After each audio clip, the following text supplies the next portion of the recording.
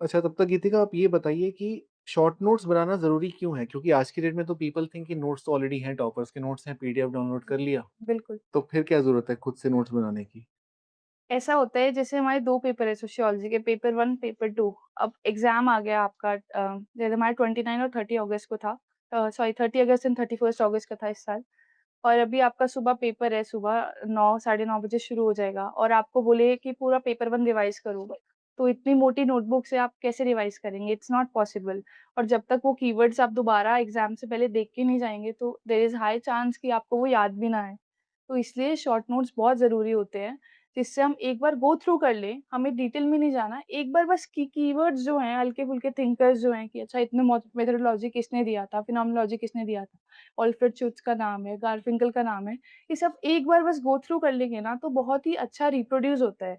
जो मेरा sir core था ना, अगर मैं कोई पूछे कि मेंस का आपका कोर क्या था, तो I will say 2 things, one is my short notes. मेरे हर सब्जेक्ट के, चाहे वो प्रीलिम्स, मेंस कोई भी स्टेज हो, शॉर्ट नोट्स अवेलेबल थे रेडीली। और किसी के भी शॉर्ट नोट्स आपको काम नहीं आएँगे। मैं आपको अभी यहाँ दिखाऊँगी, अगर आप माँगेंगे भी मैं दे दूँगी, but it will not be of any use to you. ये मैं हुँ। आपको प्रोसेस बता सकती हूँ कि उस तक पहुँचते कैसे हैं। और really it is very helpful अगर आपको वो आइडिया दिमाग में आ जाए कि शॉर्ट नोट्स बनाते कैसे हैं। तो ये पेपर 1 के नोट्स हैं गीतिका के। बिल्कुल। देख के बहुत अच्छा लगता है ना जब ऐसे नोट्स हमें मिलते हैं, हैंड रिटन सब, बड़ी अच्छी-सी फीलिंग आती है एक बार देखकर तो। लगता है कि ले लेते हैं हम ये, है ना? बट ये गलती नहीं करनी है, ऐसा खुद बनाना है हमें, इम्पोर्टेंट वो है। मैं सो शेयर कर दूँगी, उसमें कोई प्रॉब्लम नहीं है हाँ, मुझको। बिल्कुल, बिल्कुल। हाँ, गीतिका कैसे बनते हैं ऐसे नोट्स? मैं बताती हूँ सर, मैं हुँ। ये यूज़ कर सकती हूँ? हाँ, हाँ, श्योर, श्योर। अ, इधर ही कर सकती हूँ, हाँ, थोड़ा ही इसमें मुझे लिखना है। थोड़ा-सा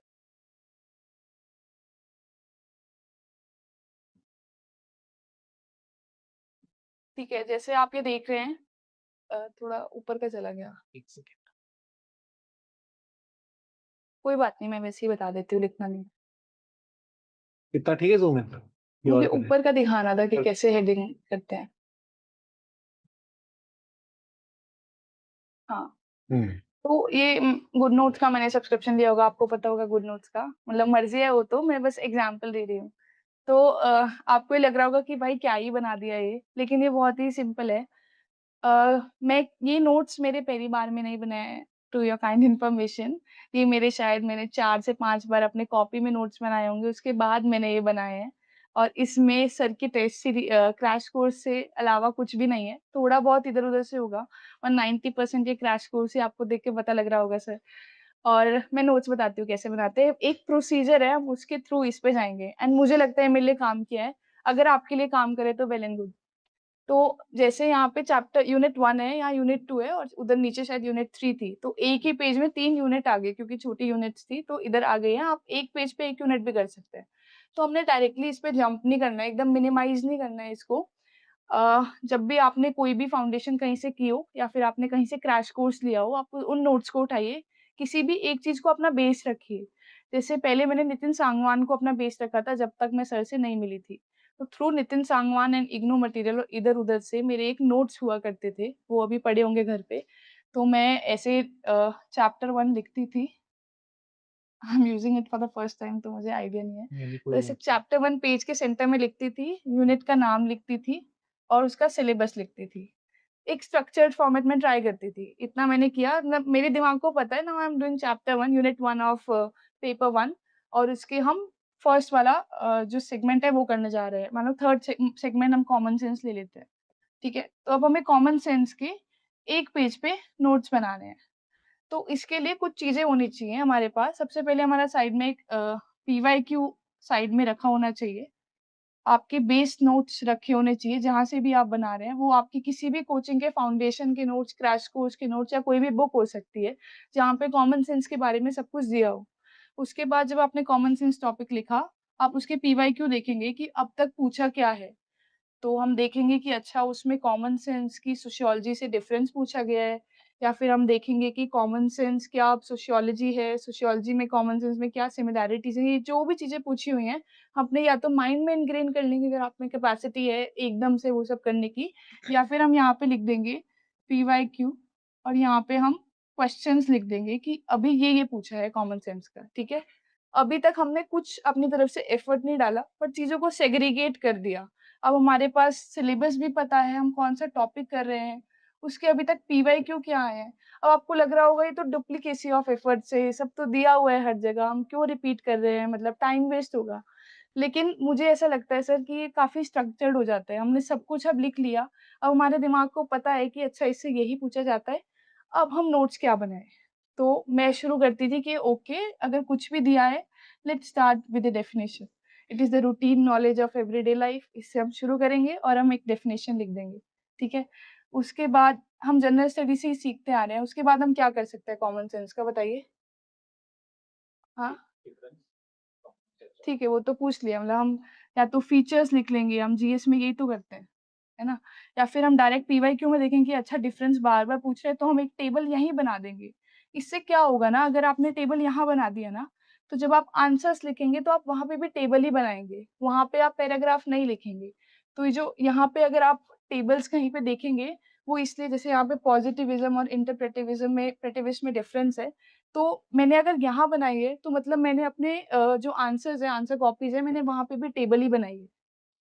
तो हम यहाँ पे डिफरेंस लिख देंगे, ठीक है? एक पार्ट हमारा खत्म हो गया, फिर हम दोबारा पीवाईक्यू पे जाएँगे कि अच्छा अब क्या पूछा है कॉमन सेंस और सोशियोलॉजी की सिमिलैरिटीज़ पूछी हैं क्या कि और जो भी क्वेश्चन पूछे हैं, हम यहाँ पे लिखते जाएँगे। तो देयर आर हाई चांसेस आपके बेस नोट्स में सब कुछ होगा, लेकिन ये 10 या 12 पेज में होगा। उसको हमें 1 पेज में करना था ऐसा छोटा-छोटा करके, ठीक है? उसके बाद ऐसे-ऐसे करके हम ये कॉमन सेंस का पूरा टॉपिक खत्म कर देंगे और ये आपका मोस्ट लाइकली 1 पेज में हो जाएगा। मोस्ट लाइकली नहीं तो 2 पेज में हो जाएगा। तो ये जो आपका 10-5 जितने भी पेजेज़ में बेस नोट्स में था, वहाँ कम पे हो गया है। डिक्लटर हो गई हैं चीज़ें, सेग्रीगेटेड हो गई हैं, आपके माइंड को पीवाईक्यू भी पता लग गए हैं। आपने यहाँ पे टेबल खुद से दोबारा बना लिए जो आप आंसर राइटिंग में दोबारा करने वाले हैं। तो इस तरीके से मैंने आपको एग्ज़ाम्पल दिया किसी भी टॉपिक को कैसे हम स्टार्टिंग के नोट्स में बना सकते हैं। और सर ये एकदम परफेक्ट नहीं बनते थे स्टार्टिंग में मतलब बहुत बार खराब भी हुए हैं, तो मैंने 3 से 4 बार कम से कम ऐसे नोट्स बनाने की कोशिश की है। कभी-कभी लगता था कि like it's a waste of time मुझे नहीं करना चाहिए, बट आई कंटिन्यूड दैट और जब आप ये सब टॉपिक का करते हैं ना, आपके पास एक ब्यूटीफुल रजिस्टर निकल के आता है और वो रजिस्टर बहुत काम आता है। तो ऐसे रजिस्टर्स काफ़ी बनते गए और उसके बाद जब मुझे अब ये करने के बाद जब आप 3-4 बार कर लेते हैं ना, नाउ यू आर अवेयर कि आपको क्या आता है आप किन क्वेश्चंस में अटकते हैं, कौन से पीवाईक्यू के एरिया आपने कवर नहीं किया, आपके माइंड को ना सब पता होता है। तो जब आप ये वाले नोट्स बनाते हैं ना, तो you are aware of everything कि मैं इधर क्या लिखूँ। तो जैसे यहाँ पे मॉडर्निटी ले लेते हैं, तो मुझे पता था यहाँ पे डेफिनिशन लिखनी है, यहाँ पे कुछ कनेक्टिंग लाइन लिखनी है यार जो मैंने हर बार अपने नोट्स में रिपीट की है या फिर जब मैं आंसर्स में लिखूँगी ये कनेक्टिंग लाइन मुझे अच्छी लग रही है या कुछ एग्ज़ाम्पल्स मुझे अच्छे लग रहे हैं। कोई ऐसे टॉपिक जो मेरे बेस नोट्स में नहीं थे, सर ने फाउंडेशन में करा दिए तो जैसे अमेरिकन सोशियोलॉजी में बेस नोट्स में नहीं था, तो मैंने वो इधर लिख दिया है। तो लाइक दिस मैंने इसको बहुत ही कंसाइज़ वर्ज़न में एक-एक पैराग्राफ में सब खत्म करती गई, तो 1 पेज में 3 यूनिट आ गई। I know it like feels very unreal that it's not possible, but it is if you go process wise. आराम-आराम से जाना है बहुत ग्रेजुअली कि हम पहले एक रजिस्टर बनेगा, फिर आधा रजिस्टर बनेगा, फिर फ्यू पेजेज़ बनेंगे एंड बाद में ऐसे नोट्स भी बन सकते हैं। बेसिकली पूरा प्रोसेस है नोट मेकिंग का, है ना? ऐसा नहीं है कि ओवरनाइट नोट्स बन जाते हैं, बिल्कुल, राइट? सो ये ज़रूरी है कि स्टार्ट कर लें हम कम से कम। एंड कब होगा वो we don't know. But start भी अगर कर लें ना नोट मेकिंग, तो एंड तक हम ले ही आते हैं उसको, क्योंकि हमें मालूम होता है कि स्टार्ट तो कर दिया है, उसको सही पॉइंट तक लेके जाएँ। तो इनफैक्ट नोट मेकिंग के कई स्टेजेस होते हैं, जैसे गीतिका ने खुद बोला, पहले रजिस्टर बने, उसके बाद जाके कहीं लास्ट में ये आया है। और ये पूरी अवेयरनेस के बाद होता है कि यार आपने पीवाईक्यूज़ भी देख लिए हैं, कई बार टेस्ट लिख लिए हैं, कई बार रिवाइज़ कर लिया, तब जाके ये बनता है finally. This is all keyword centric I think. और ये जब ऐसे बनता है डर डर लगता है ना अभी टेस्ट आने वाला है चैप्टर 1 टू 3 का मार्क्स नहीं आएँगे, तो ये 1 टू 3 का उस टाइम नोट्स बन जाता है और फिर टेस्ट दिया जाता है। ऐसे नहीं एक दिन में मैंने बना दिया और फिर जब थिंकर्स का टेस्ट आया, तो मैंने ऐसे ही थिंकर्स के लिए भी बना दिया।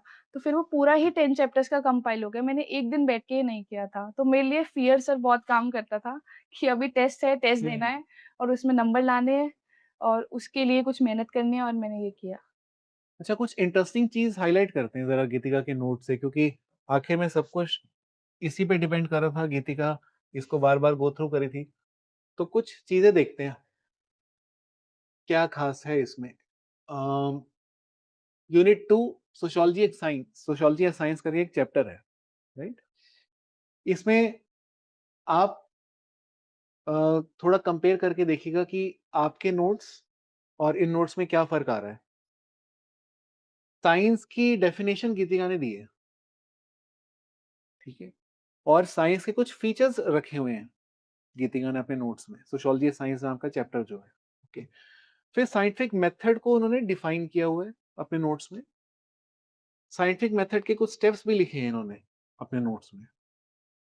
और फिर पॉजिटिविज्म पे गई हैं, पॉजिटिविज्म का डेफिनेशन दिया है, उसके पोस्टुलेट्स लिखे गए हैं और फिर पॉजिटिविज्म और इंटरप्रेटिविज्म में फ़र्क लिखा हुआ है। और पूरा एक्सप्लेनेशन जो है इनका उनके डिफरेंस के अराउंड घूम रहा है। इस पूरे अ, एरिया में साइंस से लेके पॉजिटिविज्म तक में आपको कितने थिंकर्स का नाम दिखा?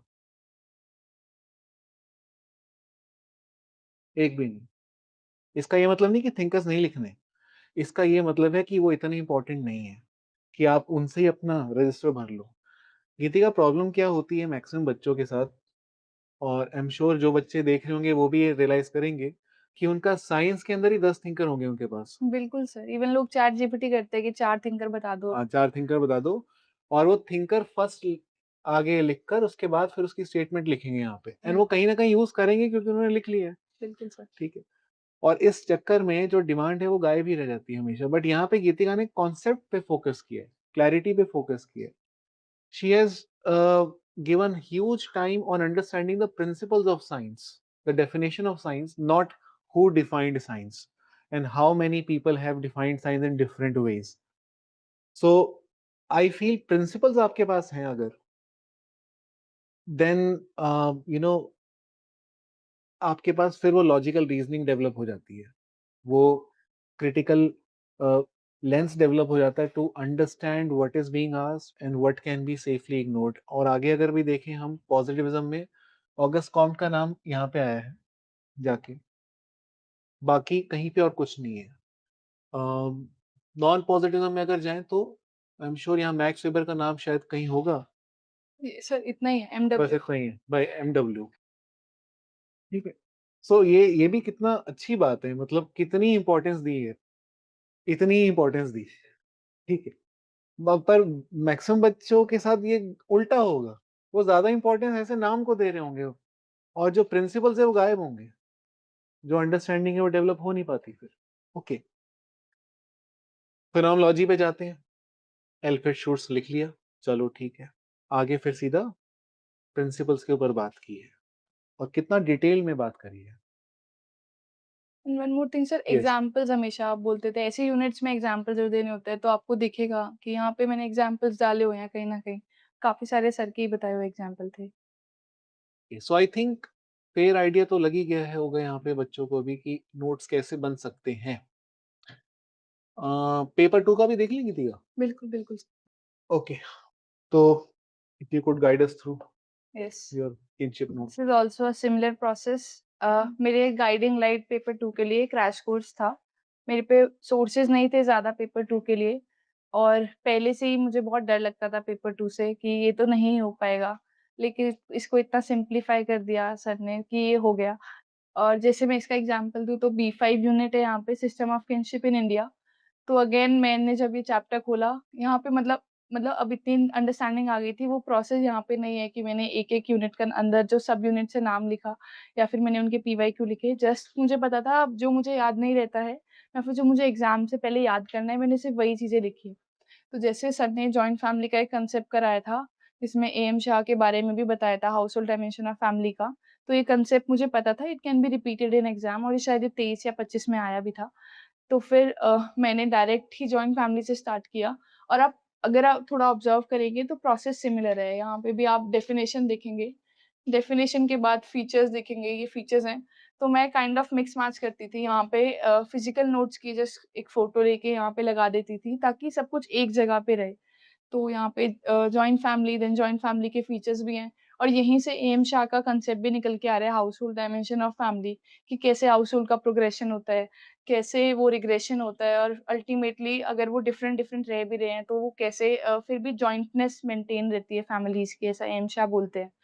तो वो एएम शाह को अब मैंने हर जगह इतनी बार नहीं लिखा है कि अच्छा वो ये कह रहे थे, अब एएम शाह ने ये बोला। एक बार उनका नाम मेंशन किया, then it is all about the concept. तो आप एक और चीज़ देखेंगे, तो मैं ना एक छोटा-सा ऐसे बॉक्स भी बना लेती थी कि मैं ये कंक्लूजन में लिख दूँगी, क्योंकि बिल्कुल भी टाइम नहीं होता है। अगर आपने आंसर राइटिंग की होगी तो आपको पता होगा कि जब आप आंसर लिखते हैं, आपको बिल्कुल नहीं टाइम लगता है कि हम सोचें कि इंट्रो में क्या लिखेंगे या कंक्लूजन में। तो जब हमारे यहाँ पे रेडिली अवेलेबल डेफिनिशंस या ऐसे कंक्लूजन्स होते हैं ना, मैंने डिफरेंट कलर में लिखा है, तो हम एकदम से वो माइंड क्लिक कर जाता है आंसर लिखते हुए कि अच्छा मैं ये कंक्लूजन डाल देती हूँ, ये इंट्रो डाल देती हूँ। बहुत ही सेकंड्स का फ़र्क होता है टाइमिंग का जब हम आंसर्स करते हैं।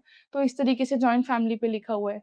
तो फिर ऐसे मुझे ये मतलब मेरा काफ़ी एनरिचमेंट बेस्ड होता था कि इसमें मैंने बहुत बार कुछ-कुछ ऐड किया होगा तब जाके ये बने। तो शायद ये चीज़ पहले नहीं थी। लेकिन मुझे एक अपने टेस्ट में एक कमेंट आया कि आपने यहाँ पे एक स्टडीज़ नहीं लिखी, क्योंकि क्वेश्चन में स्पेसिफिकली पूछा था कि आप इस टॉपिक पे कोई केस स्टडी लिखिए। तो मैंने बाद में यहाँ पे पॉलिन कोलेंडा की स्टडी है, उनको सर ने किसी क्लास में कराया होगा, जस्ट फ़ोटो ली और यहाँ ऐड कर दी। आईपी देसाई का नाम लिख दिया। तो ये किसी सॉल्यूशन से या हैंडआउट से होगा। तो आप देख रहे हैं it's not an even process, यहाँ पे कुछ चीज़ें हैंडआउट से हैं, कुछ चीज़ें मेरे नोट्स से हैं, कुछ क्रैश कोर्स से हैं, कुछ बेसिक सोर्सेज़ से हैं। तो ये सब चीज़ों का मिक्स एंड मैच था और जो भी ऐड ऑन होता रहता था मैं इसी में डालती थी ताकि सब कुछ एक जगह रहे। और जिस दिन एग्ज़ाम होता था तो मेरे फ़ोन में ये सब नोट्स होते थे और मैं ज़ूम करके इनको within 1 hour, 1 and a half hour सब कुछ गो थ्रू कर लेती थी और एग्ज़ाम अच्छा हो जाता था।